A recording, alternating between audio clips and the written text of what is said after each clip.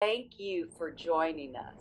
Namaste. So, today I was playing with a little bit of downward dogs and little variations and ways to play with downward dog in terms of, adding movement through the legs and the pelvis. So, we'll just see how we go today. It's just a little bit of a theme about it. And so, in order to get there, we'll have to certainly warm up the shoulders and the back in order to support a little bit of play through downward dog.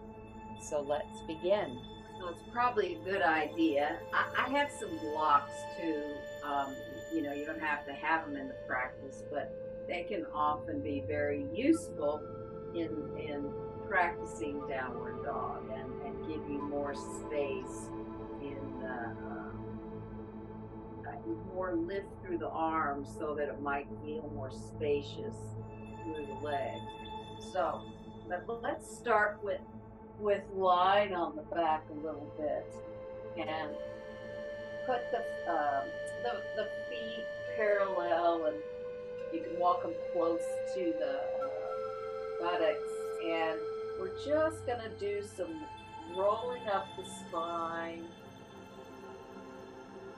and exhale down. Kind of, it's a bit of bridge pose, but we're not trying to go into the fullest of the bridge pose. We're just trying to warm up the back.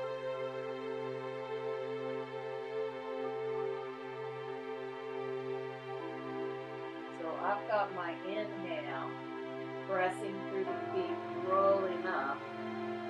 My exhale, rolling down. And as you know, it's interesting to try the opposite breath approach. So you can exhale, rolling up, and inhale, rolling down. So it is really useful to connect the breath, but to also challenge the different ways that you might use the breath in postures. So we're just trying to get that connection to the heel bones into the sit bones, and a bit of flow in the spine and a little bit of flow in the arms. So we'll just do a couple of more, and you can of course play with where you put the inhale and where you put the exhale. Because sometimes we get into these habits and we realize it feels strange to do it any other way. And it's often good for the body to be challenged because it helps us have flexible pathways in the body, mind,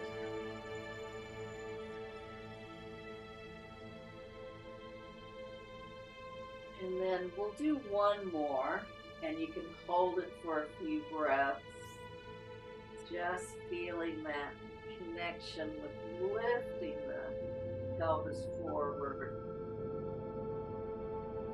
and then slowly come down.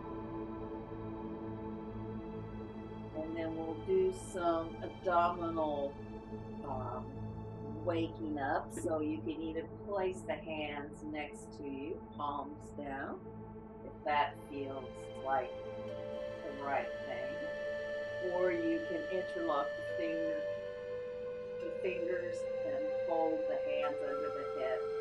And for some reason, I really like this position because I can take the thumbs and give my neck a little pull, but I can also lift my head in my hands. If I've got a little bit of tension in the neck, I can just play around with that. And then we'll go into a variation. So inhale the knees in, extend one leg down, one leg up. And of course you can vary the range if you only want to go that range, that's fine.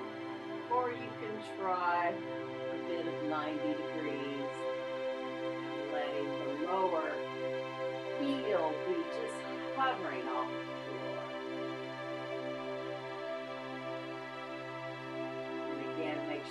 that you've got the breath moving.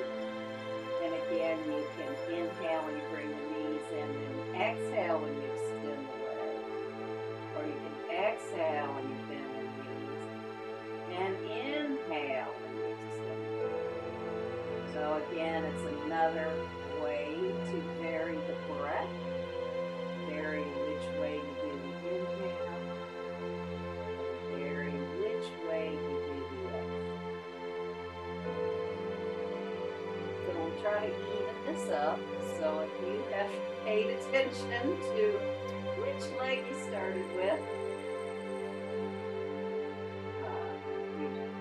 two more.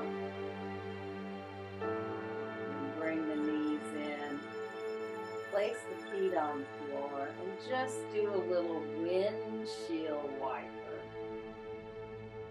which is a nice way to just start to get a bit of twist in the body, but also releasing any tension that might have built up into those thigh sockets.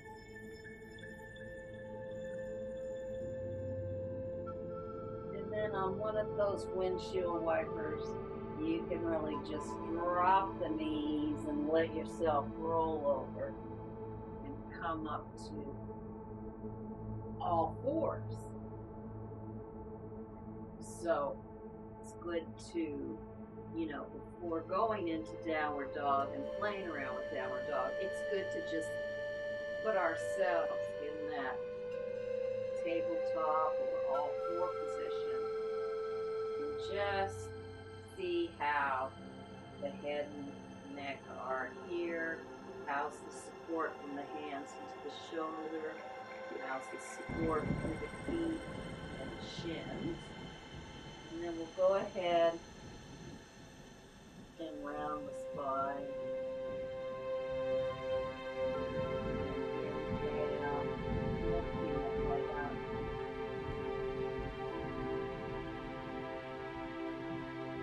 So again, we're trying to bring in the mobility in the spinal column, which has a lot more fluidity in it than many people think. For one thing, we have spinal fluid. It's moving through those different vertebrae.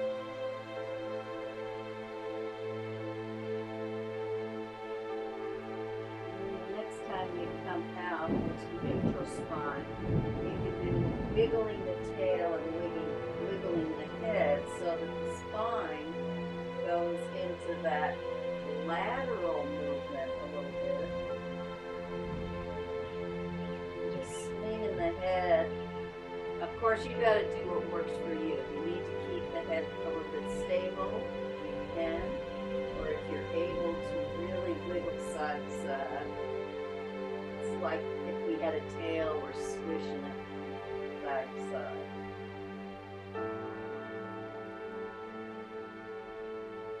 And then walk the hands forward. And I guess, one of the things for me is I don't get seasick, so maybe there's something in my inner ear that's okay doing that, but a lot of people have problems that way, so you always need to modify if you have anything with the inner ears or the head and neck. So walk the hands forward and then tuck the toes under and go into a downward facing dog. And if you had the two blocks, of course,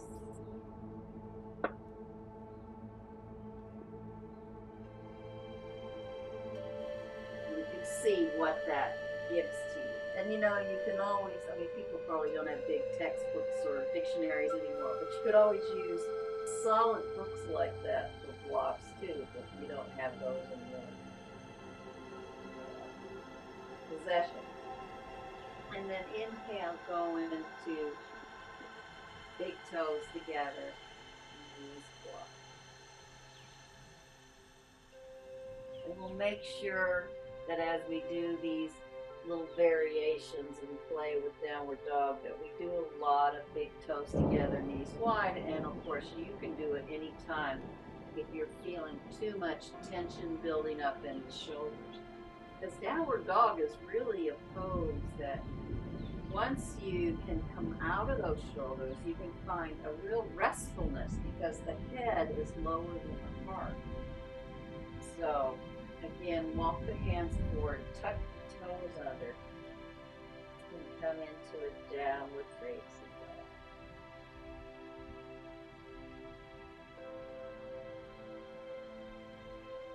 And then if you're able, you're just going to rock a little forward and bring one knee in, just feeling the work in the abs, but also you really have to, you get some arm work here, then extending that back, and inhale the other leg forward, and then extending back. And you can either stay in downward dog a couple of breaths, or come into big toes together, knees wide if you need to. But if you're able to stay in downward dog, you can do that.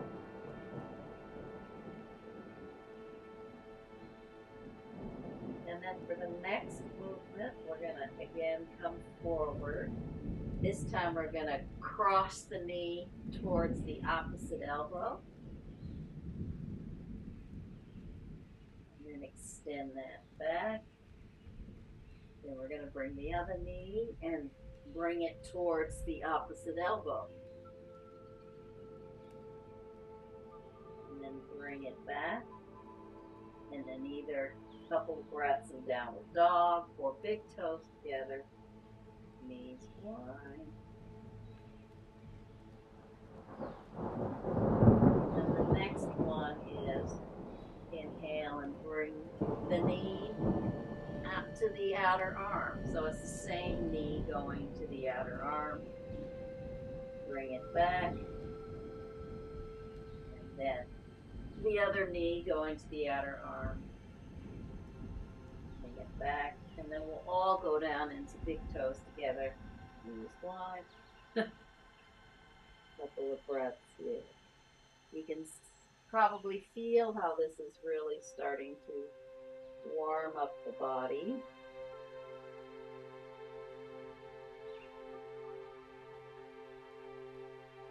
And then inhale, coming up. And you know, you can take your time when you come up. You can really feel that initiation, either pushing from the lower spine or really letting that head pull you forward. And then tuck the toes under, go into downward facing dog. Now I was playing with leg positions today. So take one leg and just bring it a little bit out to the side. Try not to change your balance too much. And bring it back in. And then take the other leg out to the side. And then bring it back. And then bring the foot up even higher. Put it on the floor. And then you just come into like a plank pose. But you might feel how you're getting a bit of stretch into the legs. Bring it back into a downward dog. And then the other side, bring the leg out. You're sort of in a plank with the leg to the side, on the heel. And it might not come very far forward. It might still be like right back here, because we're all going to be different. And then bring it back. And then go into big toes together. Knees wide. And then for a little bit of a break, come up and just place the backs of the palms on the floor. Place your knees in your hands And you can just do a little massage in the hands and a little stretch in the wrists. And this you can manage where it works for you. You know, you can put more weight, you can lean more forward, you can tuck the toes under, you know, whatever way it feels good. But when, you know, by doing lots of downward dogs, we might come into a little bit of strain in the wrists as well. So we want to have little breaks in. And then release the hands. Come back into big toes together, knees wide.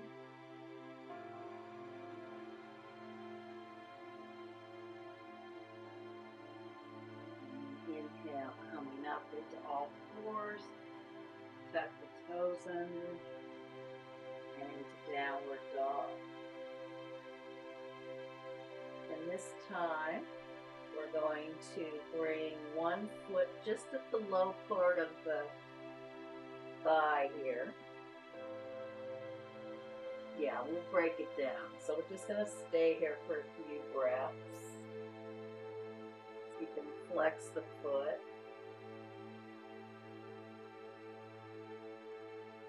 And then bring that foot back to downward dog. And then you can take the other foot.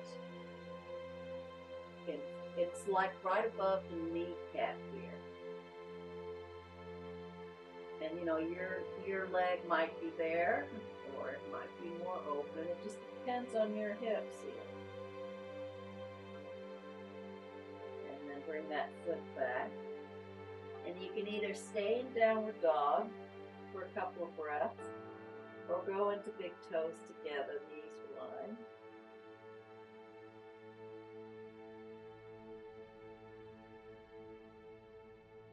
Then we're going to go back to the first side with the ankle down by the thigh.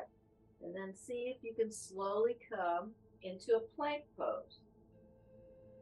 And keeping those hips as level as you can. And then coming back. And then to release the leg, see if you can bring it into three-legged.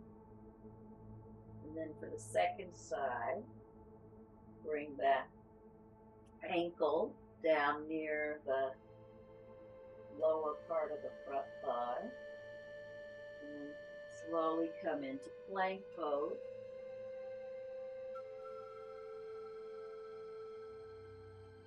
Then come back into downward dog.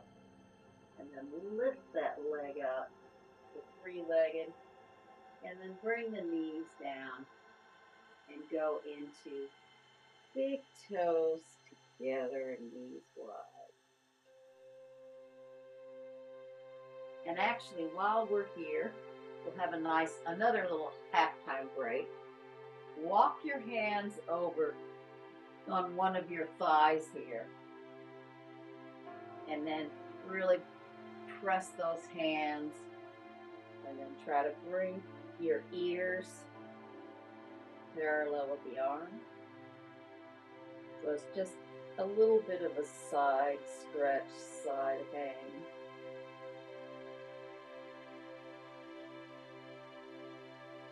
Walk the hands back into forward position.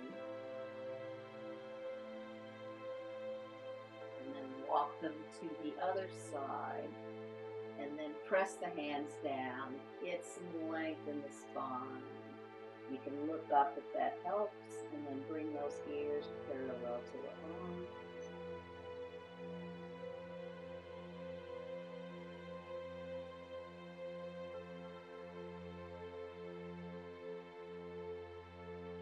And then walk the hands back to the center. A couple of breaths here.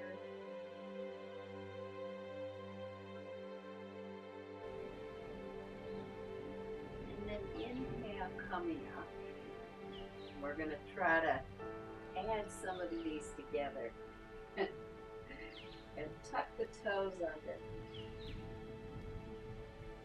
And take one heel across like we did.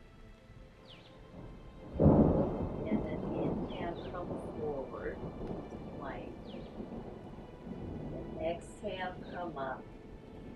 leg in the three-legged dog.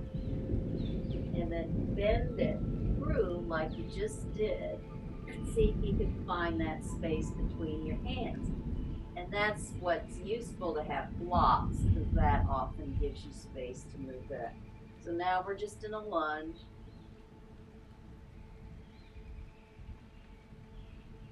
And place the hands down. And we'll bring that leg up to three-legged dog and down.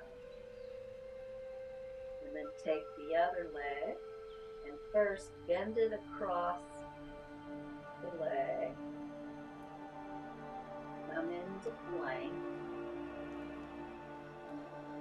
Come back up. Find your way into three-legged dog. Swing the leg between the hands, and you've got a bit of a lunge. Hands down. Leg up. Now face the dog. And if you need a break, go with big toes together.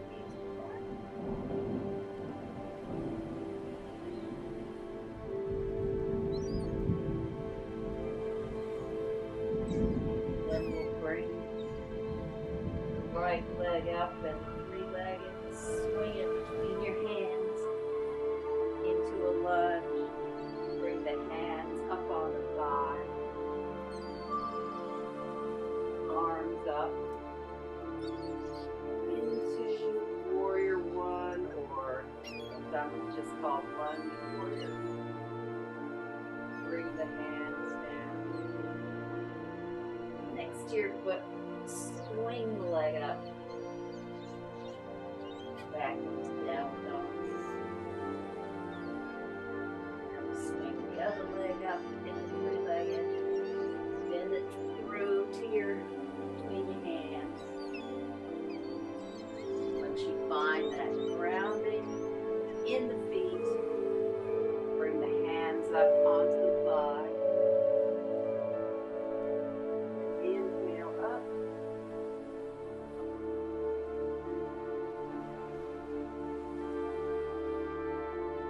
Bring the hands down.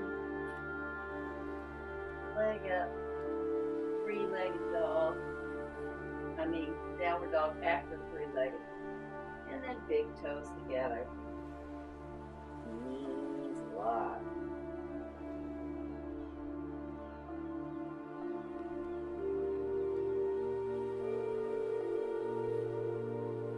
And then inhale, slowly come up. Tuck the toes under the downward dog. This time we're going to go into a different pose. So we're going to swing the right leg to three-legged. Now bring it forward into, a pigeon variation. So you might only get here. This is also where blocks can come in handy, because it just gives you more way to press up and lift the chest up.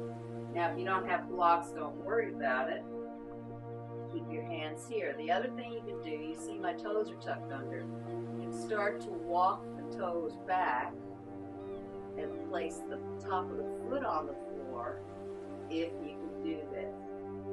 If not, just stay wherever you are in this pose. Might be an intense outer thigh stretch.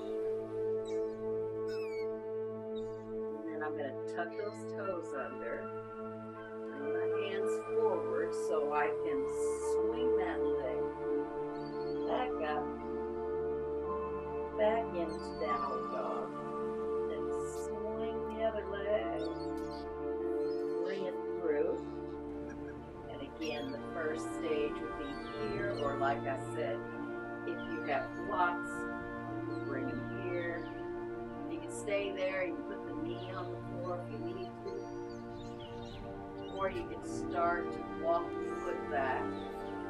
Place the top of the foot and shin on the floor.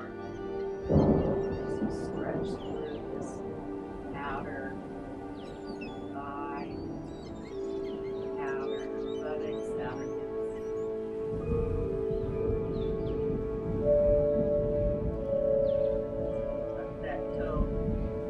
under so you can bring that leg into a down dog and into big toes together.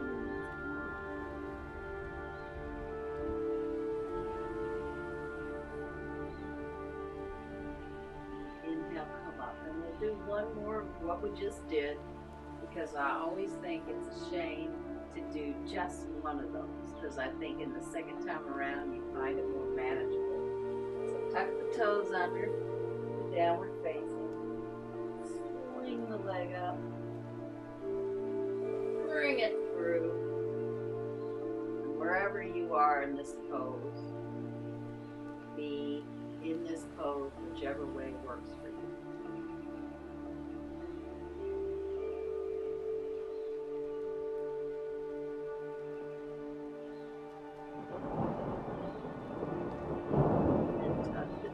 Under, engaging that leg so you can swing the leg up, bring it down, swing the leg up, bring it through. Wherever you were on the other side, come in the same way to the current side. And of course, one side might be tighter than the other. We're never fully symmetrical.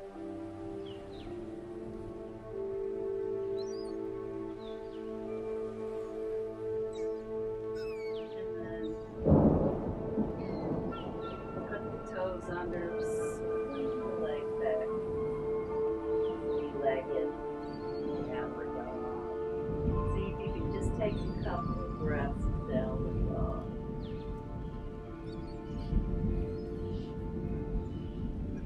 Bring the knees down and find whatever pose you want to complete this practice with. It could be the legs on the chair. It could be feet up the wall. It could just be Shavasana. So whatever serves your body best. So whatever pose you're in.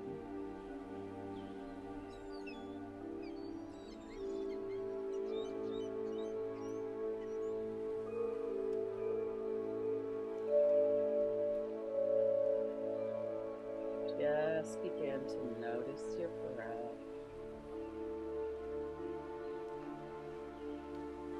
With each exhale, letting yourself soften into the mat, into whatever pose you have chosen for Shavasana.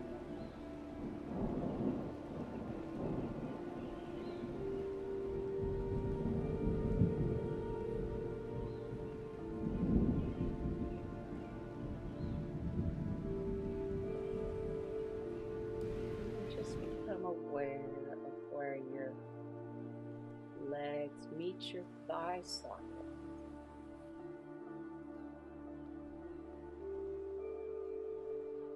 Perhaps you feel a little bit more energy, or that they really warmed up today.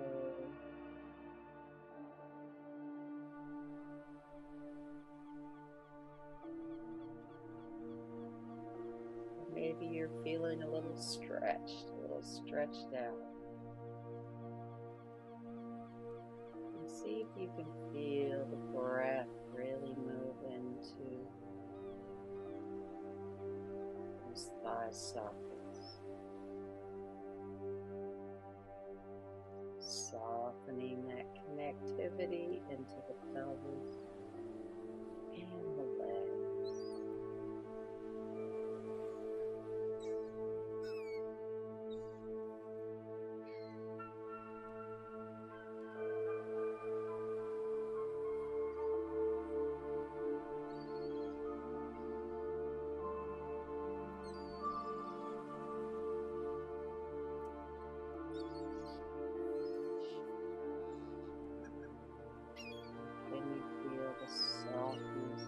Happening in that connection with the legs and the pelvis, into your shoulder girdle,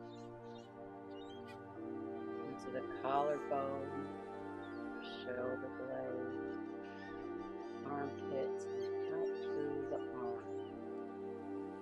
And you let all that space soften and breathe.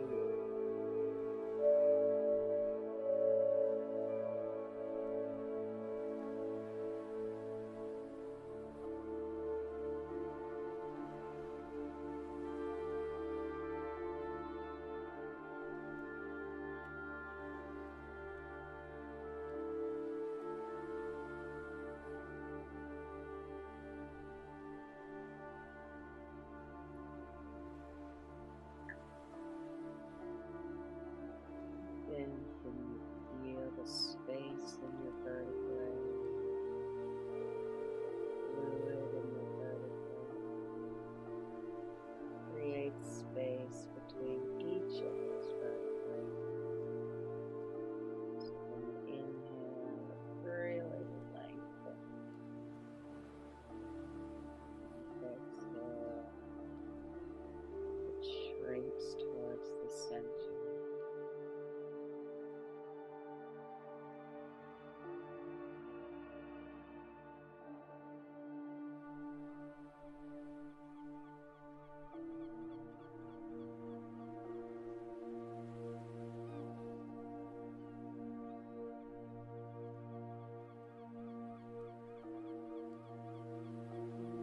Softening your face,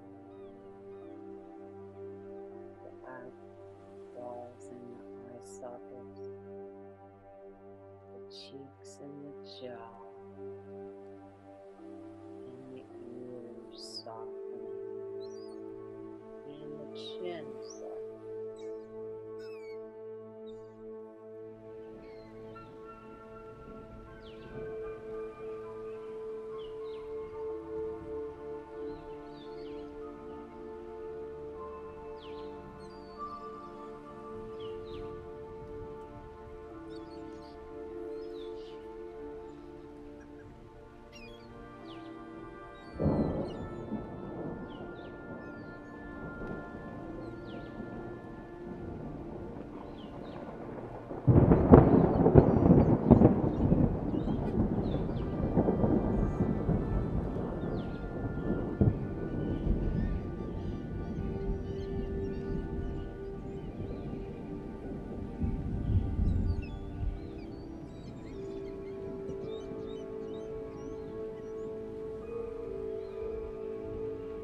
Slowly begin to deepen your breath and bring a little movement into your hands and feet. You can bring a big stretch through your body. Roll into your right side, coming up to sitting. Have a beautiful day. Namaste.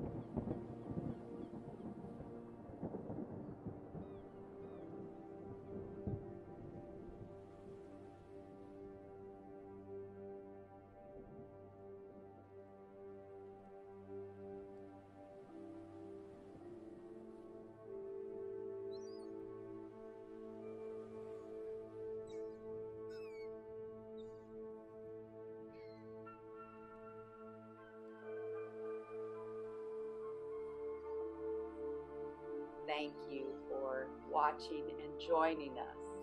Namaste.